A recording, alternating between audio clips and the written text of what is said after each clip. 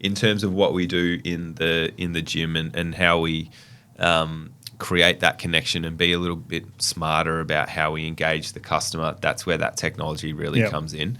So we're speaking about the allied health before. It's almost like our gym staff are now the triage. So they come in, tell me everything that you need to know. Okay, I'll give you a gym program, but maybe do some recovery in the water, maybe go see this person, download this app. This is how you're going to get some of your walking programs around the community.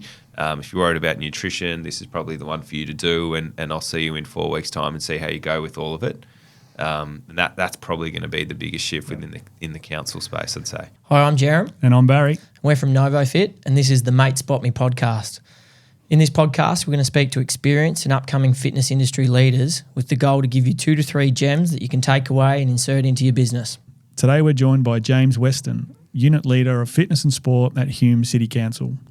James has been leading the charge in council-run leisure, where the impact goes far beyond just fitness. We'll talk about why councils keep investing in big facilities, the role they play in driving social connection, inclusivity and wellbeing, and why social outcomes matter just as much, if not more, than profit. Let's jump in.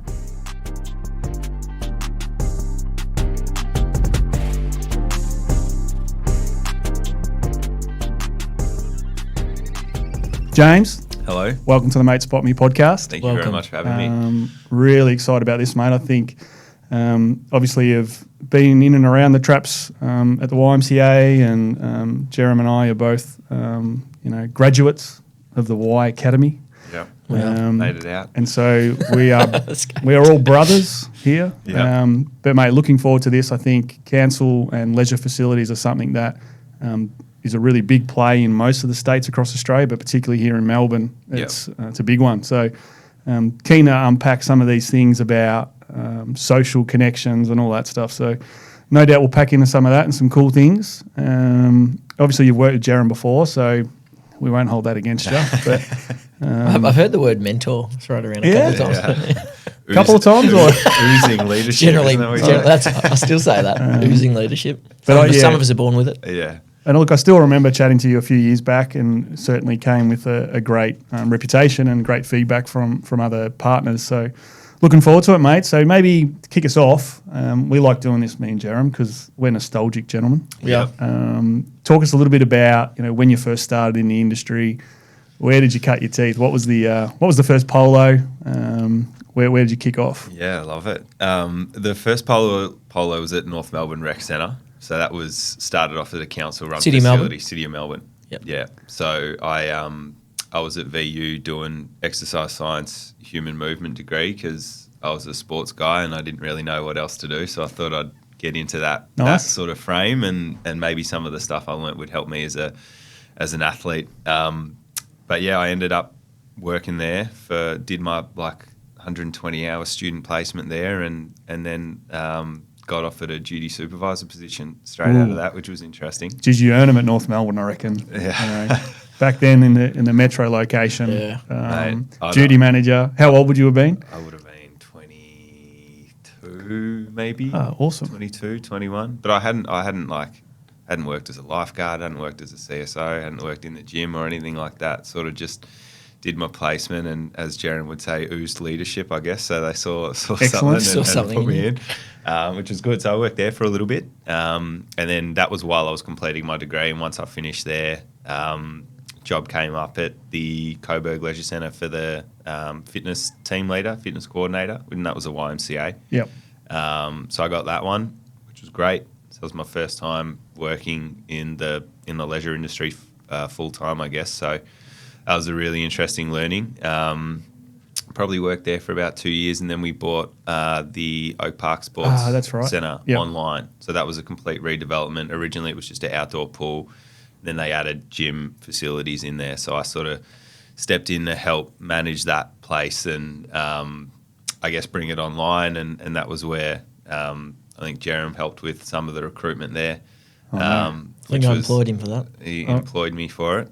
and then part of the team. Employed my now wife, so I've got a great appreciation for him there. Yeah, we were sharing earlier that we've all met our wives via the YMCA, which is a big shout out to the Y. Thank you. Thank you, Y. We're all happy gentlemen and happy families. Thanks. Yep, love it. So you're at Oak Park. I mean, that's a massive project, right? As an undertaking. Yeah. How did that go? It was really interesting. Setting up like the consultation loops and picking the team from scratch was really, really cool. Being able to set the floor plan from scratch was really, really cool as well. So we were able to, make sure our staff hit certain, personality profiles so that we had a proper range across to service everyone that you might find in one of these centres. But very, very quickly, I got just taken more and more out of the gym because of the outdoor pool. Well, it opened just before summer, remember? And it was really hot. And it was nuts. Have you ever worked in an outdoor pool in summer? Sure I have. Yeah. Oh, it wasn't like this, I promise you. I had nightmares. we would lock out the facility, 1,400 people by 11 a.m. We got lines out the door. But 2 months in, we probably had 18 to 20 lifeguards on and probably about 12 security guards, just because our lifeguards couldn't take their eyes off the pool and do the public relation thing that they're meant to do. So you mean the 18-year-old that's just done an 8-week course can't throw out the 30-year-old that's had 6 cans before they came to the pools? Yeah, exactly. Yeah, I remember those days. It was interesting. So took me out of the gym very, very quickly, but it was all hands on deck during the summer season, and then back into activating the gym there, which was pretty cool. And that was all pre-course stuff, and it's interesting. Good choice. Good choice. I think plug. Something you mentioned there earlier that's really interesting. Opening a facility, one of the first things you looked at was like personality recruitment and making sure that you had diversity, I'm supposing, and meeting particular, council requirements, but also supporting the community. So that was the first kind of lens. Yeah. Can you explain that a little bit more to us? That process, why it was so important in the early days, and why that was prioritised.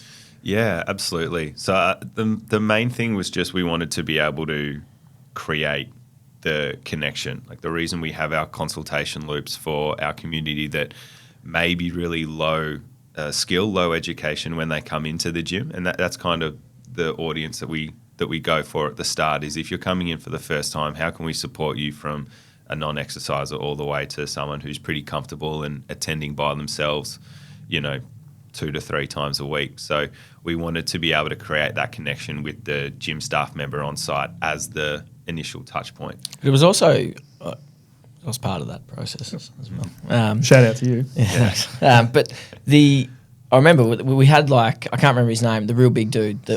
Sydney, he was a monster. He knew strength training, appealed to that type of member. There was Phil that was an endurance guy. Like there was...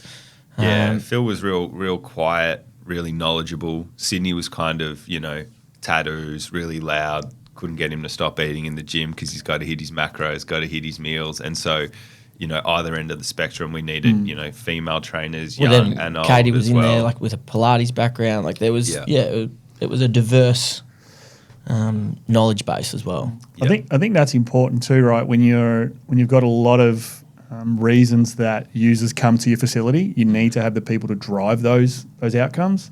I think some facilities that are a gym or that are a recovery or that are just a pool, you can be very specific. Yeah. When you're a one-stop shop for everything, you need to recruit the right people. Absolutely.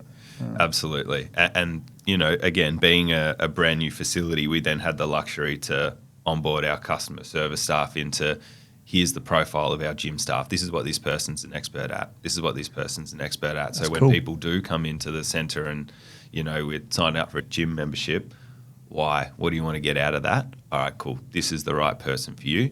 And then we'll book you in for an appointment with them. However, most of the time, though, if you don't have that luxury, it's based on availability.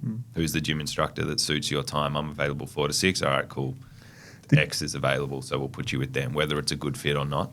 Did you see any quantifiable metrics that came out of that about retention? Because you were able to pair up maybe particular people looking for a particular thing with the right personality and the right skill set versus, a facility that's been around for a long time and they're trying to implement these things, but they all, an onboarding already exists. Yeah.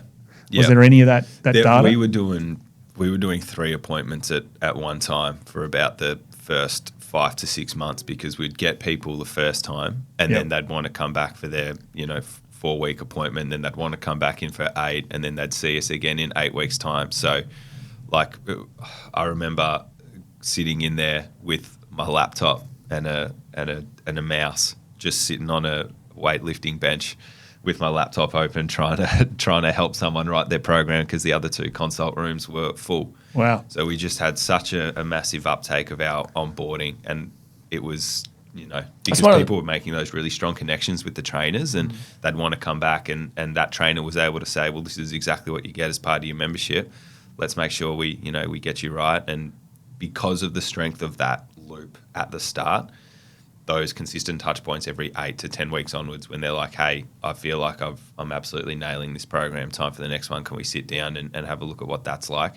It's really good to create the connection with that trainer. It's one of the unique things for one in a leisure centre, because of that offering. Like you're getting a customised program essentially, but also opening a new site. Like you can set that the culture amongst your staff and your members to drive that and actually want to be part of it. Yeah. Because you'd have Coburg was as an example, an established facility, same municipality. You'd have people that would just come in and, I just want to come and use it like a normal gym. I don't want a program written for me. So, whereas the new facility, you can drum it into members that, what, we're here to help, and that's part of what you're paying for. Like, well, you don't know what you don't know, right? Yeah. So it's kind of like, no, this is the standard. Yeah. And you're paying more than what you would be at like one of the boutique 24s, 7s. Like, definitely. It sits right in the middle in terms of Yeah. where we position ourselves in the industry. So it's a really interesting spot to sit. And that's one of the reasons why we, you have that resource in the gym to be able to help people, is because if someone didn't want the help, didn't want the guidance, don't need any expertise, then there's cheaper options available. If you don't need support from one of our gymmies, then there's plenty of 24/7 spots that you can go.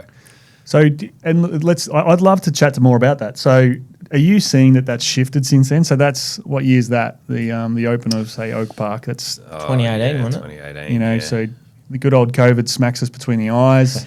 And the consumer behaviour shifts, and there's all of this online content, and there's all of these really accessible programs, and there's all of this flow of data that they can get. Yeah. Have you seen a shift now in operation, particularly at Hume, versus then, when it comes to programming and it comes to trainers? Yeah, the programming has probably become less of the selling point. Yeah. It's probably more of the support and the connection now, which is the biggest thing. I mean, you can use AI. There's so many different apps, platforms, that if you want to just chuck in your height, your weight, what your goals are, it'll spit out a pretty good program for you. So where the gym instructor's programming is, it's sort of walking around like, what do you know? What do you like? What have you tried before? Okay, cool, we'll start you there. As opposed to, I get to sit down and I get to create this fantastic, whiz-bang 2-day split for someone who's a first-time trainer, which might not really help them. So it's kind of that split between your, customer service and customer experience. The service element is there. You can go online, get your program made, but it's the experience, it's the touch points, the connection with the staff that sort of is that differentiating factor between other facilities. Yeah, and I mean, I'm a big believer of tech and digital stacks and all of these things just amplify the human experience. Yeah. And so if you embrace that and use that to support your team and your members, you're gonna be far better off. Absolutely. But that's interesting that it's about the connection. It's about, well, I already know you're going to have all the information you need, but I'm the trusted advisor that can help you be guided through that. Yeah, absolutely. That's cool. That's cool. Absolutely. So, chat about metrics with Leisure City. So probably, Yep. A similar train of thought. The way a commercial facility operates on KPIs and things is very different to an LGA, local government agency, just for Jerem. And I think, keen to probably share with our millions of listeners what's important to a council in terms of metrics and outcomes for a leisure facility, because I think there's a lot in that could help commercial facilities, but also people that are independent and building up. So, Yeah. what are the most important things to Hume and your day-to-day? Yeah, well, I mean, being a growth corridor within Hume, we've got so many new arrivals. How many facilities have you got, actually? Sorry. We've got 3 big leisure centres. Yep. So I think Splash has around 5,500 members. Broadmeadow's probably got 2.5, and then Sunbury 1.5 in the gym. And then we've got around 9,500 swim school members at those facilities as well. So it's probably one of the biggest swim schools in the state. But yeah, we sort of have a real deliberate focus on creating connection, and then there's different metrics that sit out of that. But we have a lot of people who are living in our municipality where it's their first place that they're living in Australia. So the connection is a massive focus for us. So how do we create connection between our staff and the residents, or within Hume City Council and the residents? How can we then help them understand what else the local government can do for them in terms of their journey into the country, or having them as a resident? And then the third part around connection would be, how do we actually connect them to the area? How do we help them have ownership over the space, which we probably don't have a huge amount of ownership within the municipality, just because people are here for the first time. So it's really interesting. You know, I grew up in Balwyn, Surrey Hills area, and so you've probably got a lot of people that have lived there for a long time. So, you know, when you grow up as a young fella, there's connection back to, this is my home. Whereas a lot of the young fellas and even the adults that are working at the moment and living in Hume, it's probably not that connection there. Yep. So they don't have the history and the footy clubs and the sports clubs and the netball clubs and the swim. Even the swim school, I think, is powerful when you're connecting with those. Absolutely. Those social, important elements for their life. Yeah, and a lot of them swim safety, water safety is a newer concept. So it's very, very highly sought after, to the point that we've got like a 2-year wait list on our swim school to get into the entry level programs. Really? Like for kids? Yeah.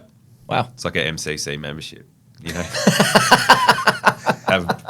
Birth a new one, just roll up into the spoken Splash. Like a true Balwyn boy. Put your name down, and then in 2 and a bit years we'll get you into the program. But you know, we're out in schools trying to do that as well. So then that connection extends to, how do we get careers in Hume as well. In terms of some of the other metrics, though, it's really interesting to go from a YMCA, which probably had a more mature way of capturing data and evaluating outcomes because council was asking for it. Whereas in some of the councils that I've existed in, conceptually the benefit is there, but there's probably not the strength in analysing data and measuring the outcomes to be able to go back to ourselves internally and say, hey, yeah, we are actually achieving what we want to try and achieve.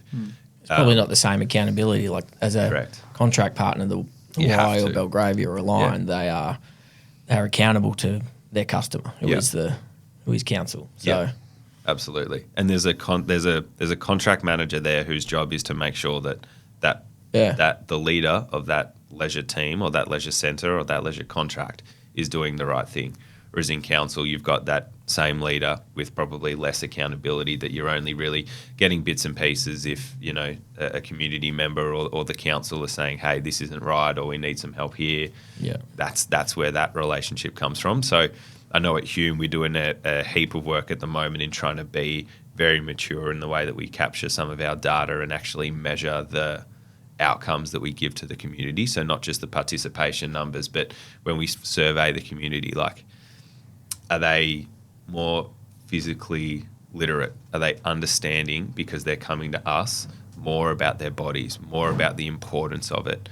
So we're sort of delegating that information through to them, and then hopefully they're in the supermarkets, they're making healthier food choices by themselves because of some interventions that we've been able to run.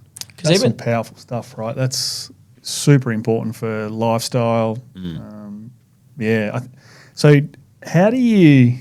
And you mentioned it's sometimes difficult to to gain the information. And then once you get the information, it's like, hey, what do you do with that? And then what's most important, and how do you align that with council goals or management goals?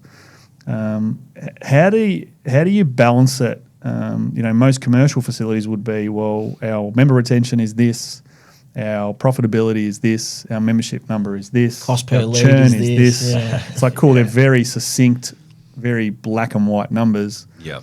How do you one, motivate your team around outcomes when it can be a little bit fluid like that?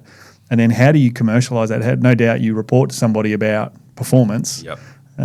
They're going, that's great, the community are healthier and they're making great choices, but we're losing money.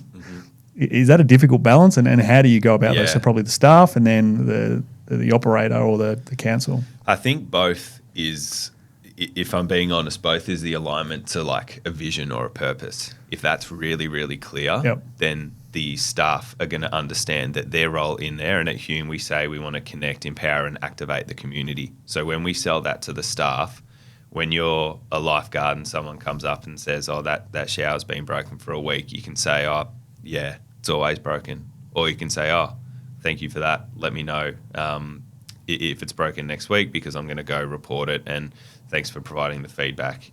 And you're creating that connection there. And so when we see that type of behaviour, that's what we need to call out. So it's kind of like what you're rewarding and what you're not. So when we're looking for that and we've got a really strong and very clear purpose, then when we start bringing some of the behaviours to the forefront of what we want to see from the staff, they understand that what they're doing is helping us achieve our purpose of activating, connecting, empowering the community. So that's up to us to find them doing that and then being able to say, hey, that's exactly what we're trying to do. And then it's probably a really similar thing in terms of understanding the success of the business. If we are reporting on our goal, our vision, which is to activate, empower and connect the community, then the financial element is sort of like an undertone to that. And a lot of the councils, if you're really strong on your purpose and you're understanding that, yeah, we are actually doing these things to create social health outcomes, then there's an appetite, and it's different per council. But there's an appetite for what the business is willing to lose for the sake of the social health outcomes that we're hitting. As it probably should be, right? I think there's a lot of people out there, and I mean, knowing that municipality and being involved in a club that was actually out there, fitness and health and lifestyle isn't necessarily a priority. And so if you can make those social connections and that impact, there's a cost benefit somewhere, I think, from a health perspective. Definitely. And so if you're tying that in with the council, no doubt the value in that is far greater than any dollar. Yeah. And that's really interesting that, the vision or the purpose, if you can get that clear, and clearly it's something that's embedded, because you can, most people can't recite their vision or their purpose, and so obviously it's important. If you can then get your team engaged in that, then they're part of something far bigger too. Yeah, absolutely. It's like if you went to your duty manager and said, hey, great, we made an awesome profit this month. So? But if you said, I still got paid the same. Yeah. But if you went to them and said, hey, we're running a Zumba water aerobics class for those that have got vision problems and issues, like that's powerful stuff. And so all of a sudden they're part of a just cause, and they're part of something far bigger. And I'm guessing that's probably easier to motivate them than something they can't really impact around, say, profit. Yeah, but it gives you something to recruit to as well, because you're recruiting in a values-based approach. So you're actually bringing people in from – anytime you're bringing people in, you're recruiting people that are aligned with that and will buy into it. Yeah, whether they're successful or not, you're inducting them into the vision and the goals and what we're trying to do regardless. So then if they are successful, they've already heard the language, they know what they're signing up for, and it's been a part of what we're trying to do at Hume as well, is put our vision, put our purpose into the recruitment really early on. So at Hume, you guys are part of council, like it's a council run facility, not like Weston Leisure. It's not like a subsidiary. No, it's just an active living department. Because again, that changes the way that it's run as well, because then it's the same as a contract partner. There's an element of profit and loss that needs to be managed, because it's a separate business. It's just owned by council. Yeah, absolutely. And there's other things as well in terms of at Hume as well, because of the disadvantage that's within the area, we have policies in place such as when we offer a concession membership, the value of that concession is 50% off instead of maybe like 20, 25. So we talk about the success of our business financially. There's probably like 2 or 3 levers that we could pull, which would half our loss if we wanted to. But it's more important to get as many of the community as we can into our facility so that we can deliver health outcomes to them, but also that they can connect through to us and they connect through to the community a little bit stronger so they can have that ownership. And then they're more empowered community members, and that's where the value is, and that's what council care about. What would be the biggest initiative that you've seen in your current role that's had the biggest impact towards that social connectedness and that empowerment with the community in the facility? Yeah, good point. It's probably something that the social connection and the social health, from my experience, has probably been something that's been a byproduct. It hasn't been too deliberate, but I think that's probably shifted. That's probably something that's shifted even post-COVID because of the isolation. People are being a lot more deliberate about the spaces they put people in, or what time are we giving after a class so people can connect. So that social connection is really, really important. And so the strongest element there is we did about 2 per site. We just ran massive cost of living free days for the community. So they could just come in, do face painting. There was an Easter themed one, did some Easter egg hunts, provided access through to the community for swim and gym, and had huge numbers come through for those. And then that's now changed into a different iteration where the first last Sunday of every month we just offer free family swims. So for those that maybe won't access the facility themselves, or if there is a small financial barrier, once a month they can come down with their family and connect and sort of operate with some of the other families that they may be existing with, but because they're not in swim lessons or they don't have the time, or a couple of women are looking after 8 or 10 kids and it's just impossible to get them down to the pool. So having that as something which sort of connects the community and draws that social connection is a really, really important one. Actually at the moment we're working on a program where we have people who are like autistic or have higher level needs, where we're turning off all of the filters of the pool. We're providing access after hours. We're turning the radios off. So it's a really silent space. And that came from a lot of feedback from the kids that we work with one-on-one in the pool that might have additional needs. I feel really isolated. Like, I come here for my lesson and you guys are great, but there's not really like a support network that I know about. So we're trying to bring all those families in together and create a really, productive environment for them and their families to be involved in, so that they can connect socially. So that'll be another really important one for us too. That's awesome. Heading into the gym side of it, do you see similar things? You're trying to get them into the gym and exercising and training. What does the typical member look like in a Hume facility in the gym? A lot of the pool stuff and the connection that you're talking about seems to be more pool related and more activity related. Yep. How do you then leverage that and get them into the gym? And what does that typical member look like in the Hume facilities? Typical member at a Hume leisure facility's probably got a weight belt on a pin-loaded piece of equipment. Yeah, nice. That sounds like Jerem. This is about where we talk about Jerem's quads. They get thrown in every week. They give me a bit of grief. You'd bleep that bit out, hey? So yeah, maybe tell us a little bit about that. What does that mean? They're just learning? They've never seen a gym before, or? Yeah, it's probably like a perception thing, Like if you're going to pick up any sport, if you're going to go play hockey, you're going to go play basketball for the first time, you'd probably get a pair of curries or something, a real long arm sleeve, even though you don't know what you're doing with it, maybe a headband or something. So you get all the gear and then you roll on down. And probably don't assisted shit up machine. Yeah, exactly. Sit on a lap pull down, pin loaded with a belt on and do what you need to do. So there's a lot of that goes around. But I think there's also probably an element where the portion of the community don't want to come and ask for help. So that's where we need to inject ourselves. What about like group programming? Like I know when we were at the Y, there was group programming was a big part of leisure facilities and the diversity across those programs. So your conventional timetable with Les Mills and whatnot, and then your older adults programs as well, because we know that they used to be, depending on the area, really powerful with creating, I guess, mini communities within the community. Absolutely. So, I mean, we focus on ensuring that we've got programs for kids, programs for adults, programs for seniors as well. Even things like breakfast that we try and do for the community to bring them in. But from a program perspective, we do like a Zumba glow party. So anyone over 16 come, and we just have 2 or 3 Zumba instructors get up on stage, hand glow sticks out, bit of a party at one of our basketball stadiums that we have there. So that's a really, really important one that we do, again, deliberately trying to create social connection.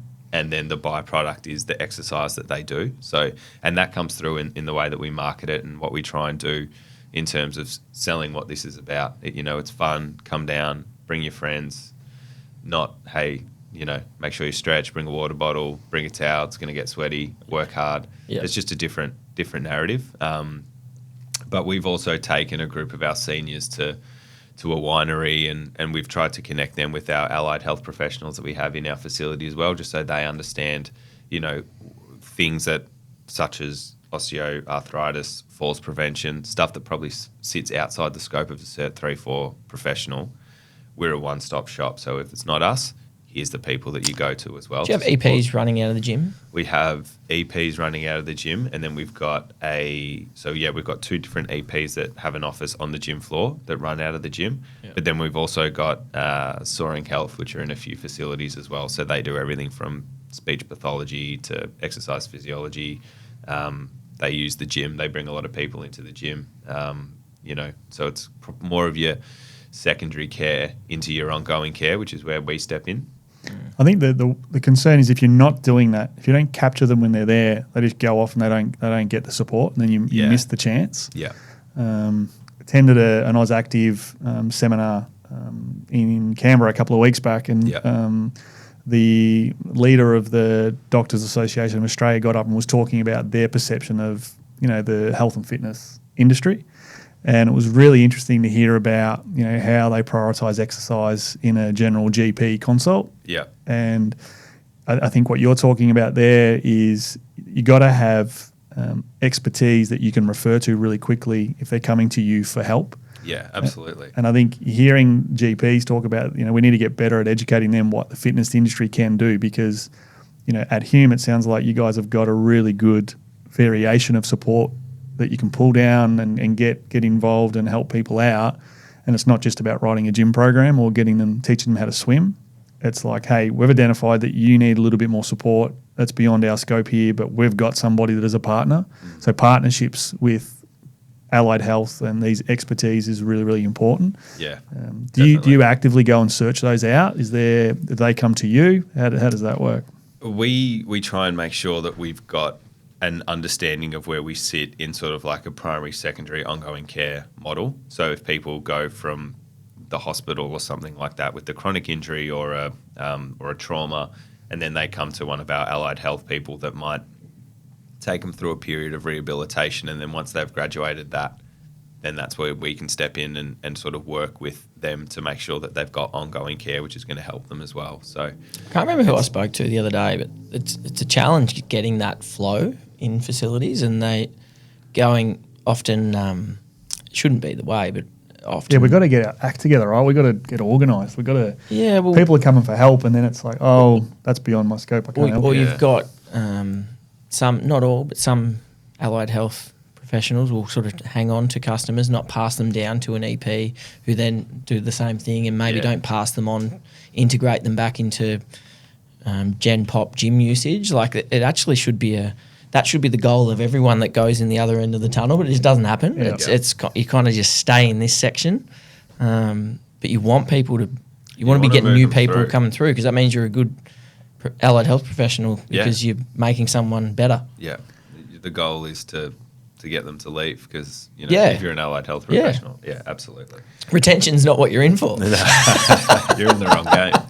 But to the point about your vision and your purpose, that's not just something for us to hold on to at council. Like, we want to induct the whole community, including the people that use our facilities, but definitely our allied health partners and our other council departments as well. Like, they need to be aware of it too.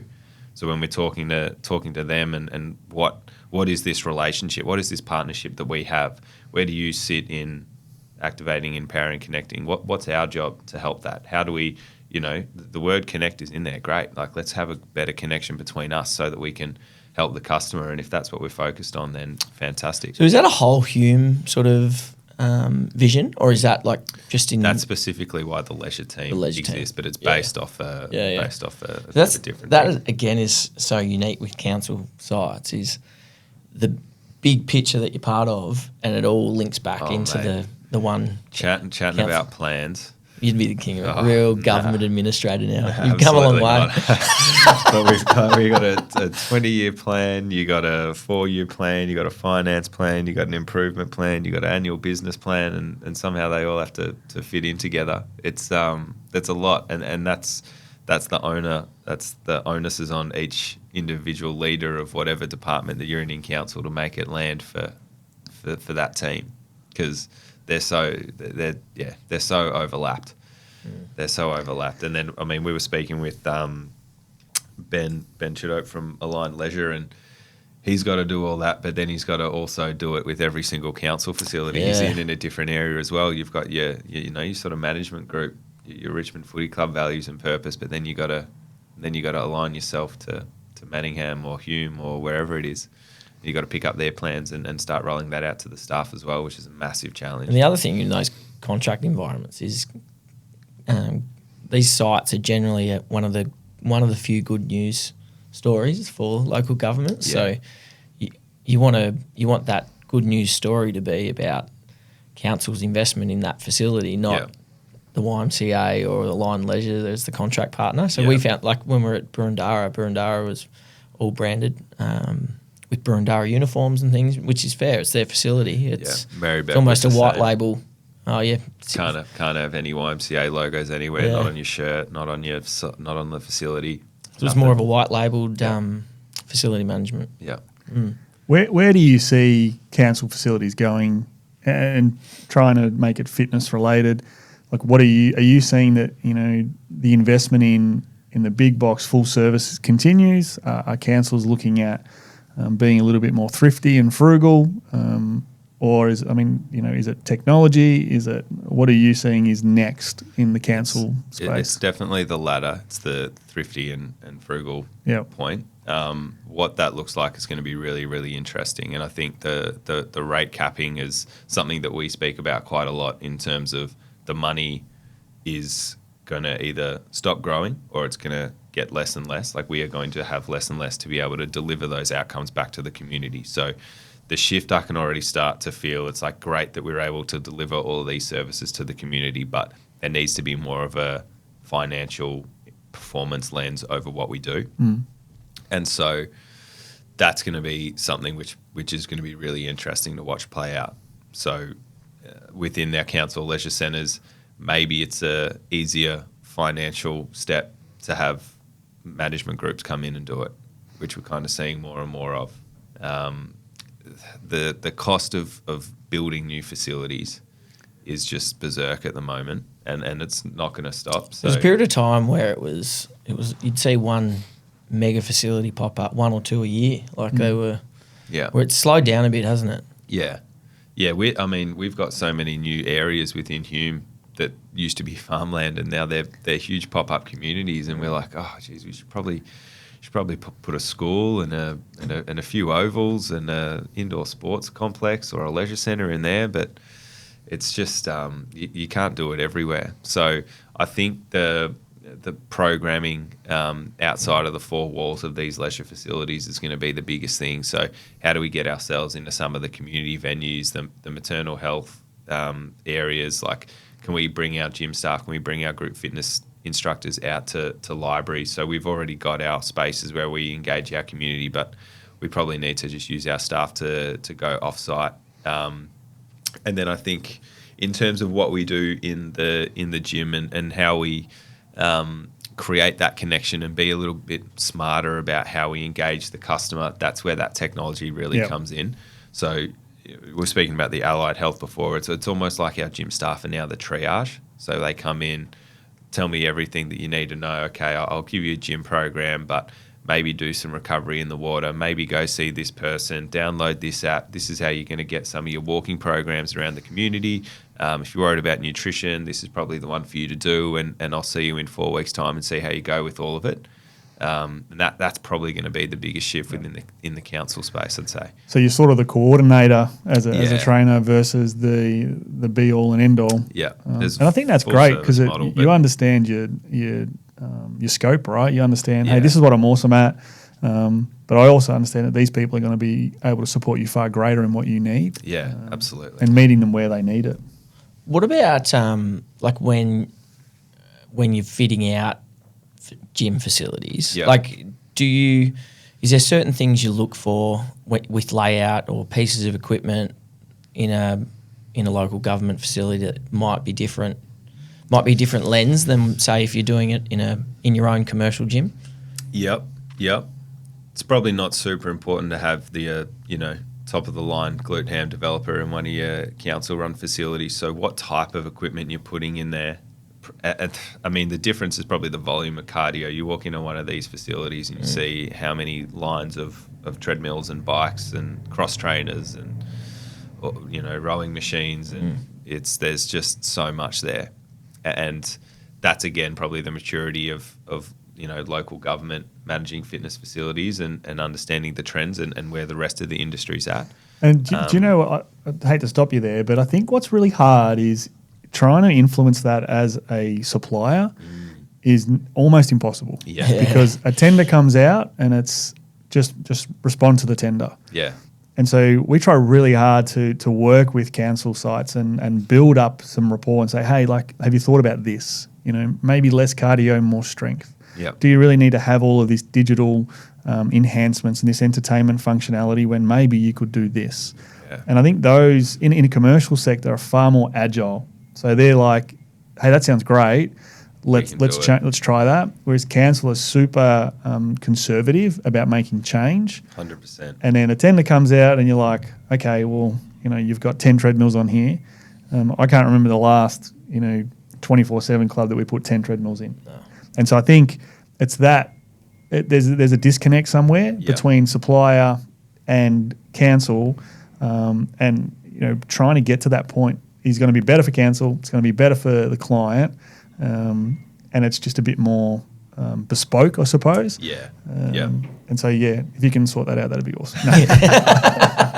But I guess even open space is such a massive, huge, important part. Like to stretch or to throw a barbell around or swing a kettlebell or do handstand push-ups. No, you love doing them. So we're pretty lucky, obviously being part of a bigger family and having Belgravia Leisure, really side by side and working with them and helping them and them helping us and so on. We're a little bit more innovative with that and say, hey, this is what we're seeing. And they're like, awesome, thanks for that feedback. We're informed now and we can make decisions based on having that knowledge, but also, understanding what council outcomes are after. Yeah. And so I think that connection, we need to continue to build that between all suppliers, not just us, but it's like all suppliers and council facilities to make sure. But that's probably where we're lucky with leisure is because, we meet with them regularly and we talk about those things. Yeah, it's also, like, it's not seen as just a sales conversation as well. Like it's like we would catch up because we have a history and talk about stuff, and same as some of our other friends that we used to work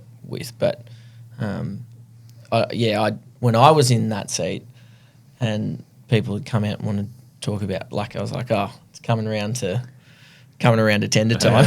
And you don't want to be doing that sales pitch, right? It's kind of, we're just trying to help, and sure, there's a sales angle in, and they have a responsibility to make a sale, right? That's their job, but it's also, most of our team, I'd say all of our team, want to create a cool space that's going to get activated and used and helps the member. No one just wants to plonk gym equipment into a facility and go, let's just jam in as much as you can, because buyer remorse comes around, and the next time it's like, well, you stitched me up last time. But that's on us too. Build a showroom floor to take other clients through, because we chucked as much equipment in as possible. Yeah, we got to build that out, I think, both sides. So it's probably the conversation that happens beforehand and the relationship that you have with, local government and some of the suppliers, because once the tender is written, the reason that's written is so then when we go out, we don't play favourites and you go, oh, we can do this differently, and maybe we knock a couple pieces off here and these pieces are cheaper, and we can get it at a cheaper value, and all of a sudden the tender's not adhered to. So it's probably those conversations beforehand to educate the group around, like, well, this is what is actually happening in the industry. Before you write your tender and just swap your equipment over like for like, here are some of the considerations that you need to think about. So getting in 3 months early or whatever, if we understand when the timeline is, like, start having those conversations early to influence, because it's I've seen it happen a million times. What happened when you were doing it, it's happened when I'm doing it. You're busy, you're in the churn, and all of a sudden the tender comes around and someone from procurement just goes, here's the thing. What do you reckon? Sure. 55 pages. Let's do it. No, it's good. What about like tech and mentioned AI? So is equipment, because I know that it's probably going to be a segue into a couple of different things, but like, is that something you're looking at as part of like your equipment or your composition scanners or programming? Like, is that something you guys are looking to build in, or? Not so much with AI, but I know in terms of understanding some of the physiological changes that our members and patrons might get from attending us. So they come to us as a triage, we provide an intervention, it creates some physiological change, reporting on that physiological change as it aligns to, social health, physical health, mental health, and what some of the council plans are, is where that technology really provides us data to be able to be like, okay, I've got your physiological determinants, but then through surveys and through conversation and through having probably a really mature way of capturing feedback and then using logic model to be like, okay, well, if they've said that they, have become more educated in understanding macro and micronutrients because we ran a seminar, then it's not a far jump to say that we've helped them, make healthier food choices by themselves. So that's how we sort of use that technology to understand, the customer a little bit, but sort of have two ways to be able to know that we are actually providing something that's beneficial to them. But then similar to the triage, like it's all the different touch points. Like having a physical staff member there is great for that social connection, and that's the experience part. But then the service part needs to all be done through online or different pieces of technology. Like we probably need people to be able to manage their classes, manage their workouts, record their workouts, but also be able to manage their own membership, tell us when they want to suspend, tell us when they do all of that in one area. And that probably, there's YMCA's Belgravias that probably do that. I know at different council facilities it's probably less mature and. Well, it takes the resource away from your people that can then spend their time engaging and. 100%. Yeah. Yeah, if you figured out a way to get gym staff off the gym floor, though, let me know. Out of the gym office. Well, you're sitting at the desk again. Sitting at the old gym desk. Yeah. Well, James, I think, key takeaways, obviously that social connectedness, aligning your team and your facility with a vision and purpose, and then sticking to that, and then setting KPIs around that in a council facility, I think is a clear takeaway from me. Fitness and health can be far more powerful than just looking good and feeling good. Emotionally and psychology, it seems like there's a lot going on in council facilities and social outcomes with people that maybe don't feel comfortable in their own community, and you guys are trying to bridge that. Any key takeaways from you, Jeremy? No, I think it's probably... None. You said nah. No, that's just... Surely there's one. I live in Queensland now. I say nah and yeah a lot. But I think, you walk into a 5,000 member splash and you're still going to see a lot of members that would look and train the same way that you would see at an Anytime Fitness down the road. But it's the little gems and different things that are going on around that are probably the big difference in the leisure sites. And I think and it comes from that really specific focus and vision that you mentioned. So, yeah, I haven't been in those spaces for a long time, but it is something that you can, when you look back at it, it's very evident in all those facilities and the municipalities. Any owner, no matter what the facility, could take something away from that. Yeah. It's, just because you're running a commercial independent facility doesn't mean you can't run, a social interaction, a glow stick, Zumba party, these types of things for community engagement. It doesn't just have to be council facilities that drive that. Definitely. And the more that people are doing that in the community, it's better for everybody. Yeah, absolutely. I mean, even if you look at some of those private facilities and the way they do, 4 week, 6 week, 8 week challenges, and it probably is a byproduct, but the way that you create community within that itself is another great example of even private operators looking for a way to create the community. And that's, ultimately why group fitness exists. You do it with your mate next door, but you also build a relationship with that instructor. And now I've got a reason outside of the benefits to me to stick around.